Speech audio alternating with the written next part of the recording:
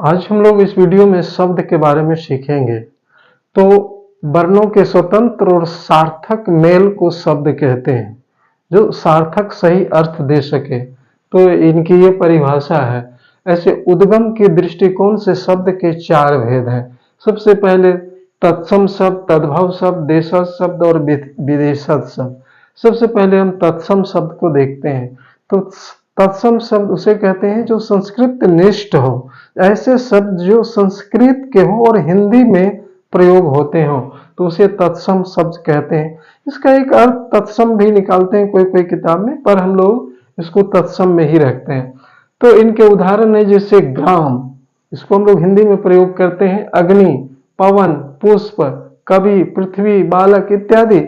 जो तत्सम शब्द होते हुए भी हम हिंदी में उसको प्रयोग करते हैं बोलचाल की लिखित भाषा में, तो उसे तत्सम कहते हैं। दूसरा देखते हैं तद्भव शब्द। तो तद्भव शब्द उसे कहते हैं, उनकी परिभाषा ये है कि तत्सम शब्द के जो विकृत रूप है और हिंदी में उसका प्रयोग होता हो, तो उसे तद्भव शब्द कहते हैं। जैसे ग्राम तत्सम शब्द है पर उसका विकृत रूप गांव है।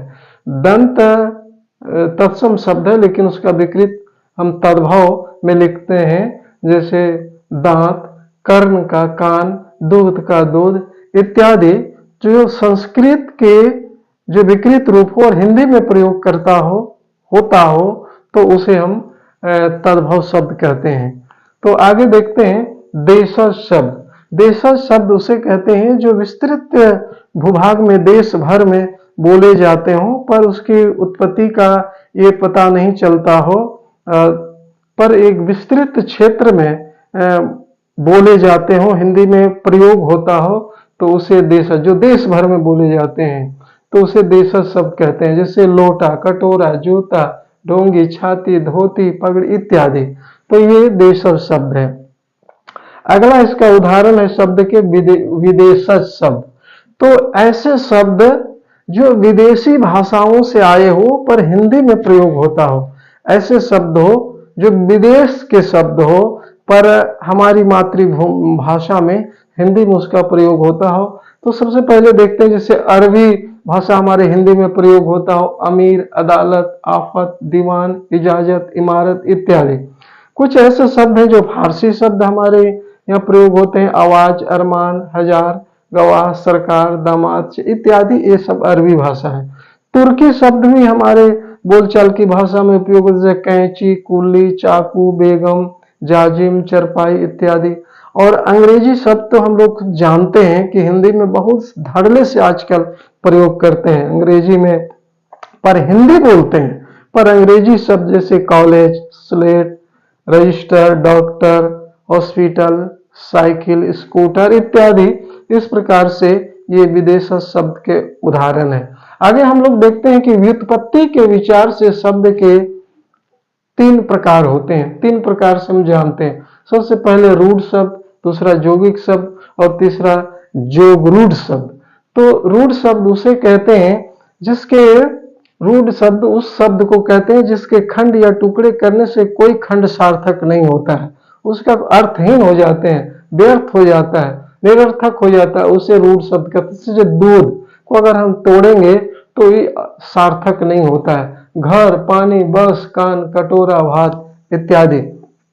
इन शब्दों को जानिए कि जिस शब्दों को तोड़ने से, खंड या टुकड़े करने से दोनों खंड उसका निरर्थक होता है, तो रूढ़ शब्द कहते हैं। देखते हैं कि यौगिक शब्द। तो यौगिक शब्द उसे कहते हैं जिसको खंड या टुकड़े करने से दोनों खंड सार्थक होते हैं, तो उसे यौगिक शब्द कहते हैं। दोनों खंड के कुछ न कुछ अर्थ निकलते हैं। जैसे पाठशाला, पाठशाला पढ़ने का घर, पढ़ने की जगह, विद्यालय, विद्यालय, घुड़सवार, रिक्शा वाला इत्यादि। कुछ ऐसे यौगिक शब्द होते हैं जो से दो या दो से अधिक शब्द एक शब्द जुड़ कर बनते हैं, पर तोड़ने के क्रम में दोनों खंड सार्थक रहते हैं, तो उसे यौगिक शब्द कहते हैं।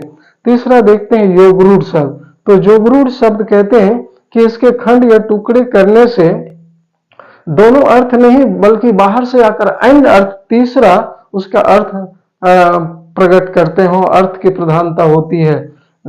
दोनों खंड टुकड़े करने से बल्कि अन्य अर्थ उसका सार्थक होते हैं, उसे योगरूढ़ शब्द कहते हैं, जैसे लंबोदर। तो पहला इसका जो शब्द है पूर्व पद लंबा और उत्तर पद उदर। तो लंबा जानते हैं, उदर माने पेट। पर इसका तीसरा अर्थ होता है गणेश। वीणा पानी, वीणा जी पानी, पानी माने हाथ, वीणा में वीणा हम जो बजाने वाले जो माता सरस्वती के हाथ में देखते हैं, तो तीसरा अर्थ है सरस्वती। दशानन, अब इसमें दो शब्द देख रहे हैं, दस और आनंद। दस मतलब 10 गिनती में जो होती है, आनंद माने मस्तक अर्थात रावण। चक्र पानी, इस प्रकार से जो शाब्दिक अर्थ को छोड़कर जो विशेष अर्थ की प्रतीति उसमें भावनाएं स्थित प्रकट हो, उसके अर्थ उसे जोगरूढ़ शब्द कहते हैं। तो इस प्रकार से आज हम लोगों ने शब्द के बारे में सीखा।